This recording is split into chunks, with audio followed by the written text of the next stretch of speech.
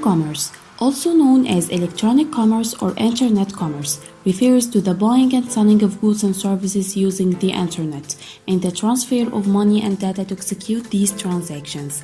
Basically, if you ever bought anything from Amazon or bought something from eBay, you have participated in someone's e-commerce funnel. And now we will talk about types of electronic commerce. First type, business-to-business e-commerce. It's the sale of goods and services between business via an online sales portal. In general, it's used to improve the efficiency and effectiveness of a company's sales effort instead of receiving orders using human assets manually.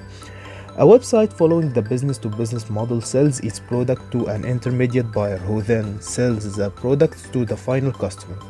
As an example, a wholesaler places an order from a company's website and after receiving the consignment, it sells the end product to the final customer who comes to buy the product at the wholesaler's retail outlet. The second type is business-to-consumer e-commerce. The most traditional transaction type from a consumer's point of view is business-to-consumer model. Businesses sell goods straight to consumer through their website. Business-to-consumer e-commerce allows more options for customers to pick and choose from different online shopping websites during their buying experience. This allows for them to search and find the perfect fit. The last type is consumer-to-consumer e-commerce. With the rise of e-commerce, much innovation has taken place in many forms. Platforms like eBay and parts of Amazon allow consumers to sell to consumer. This results in fast and easy transactions, allowing items to be sold online.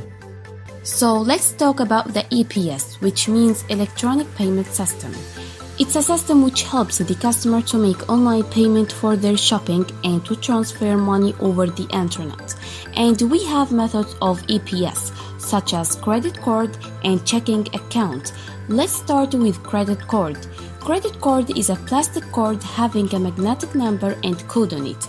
It has some fixed amount to spend and customer has to repay the spent amount after some time.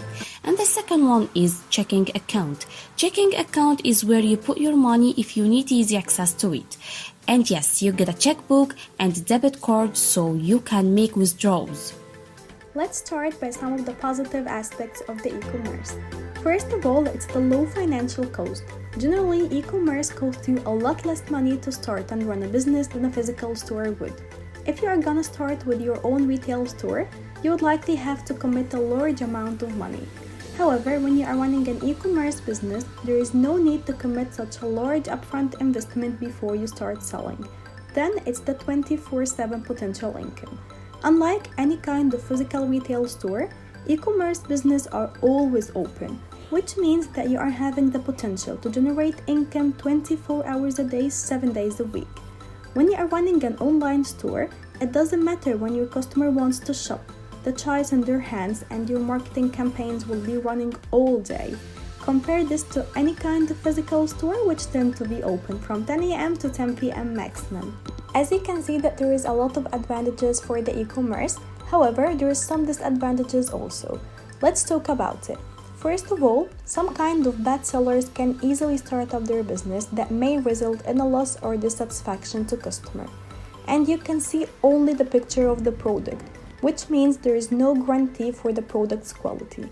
And if your website goes down because of a mechanical failure, or if it crashes, you're not going to be able to communicate with your customer, and it will be affecting your business reputation.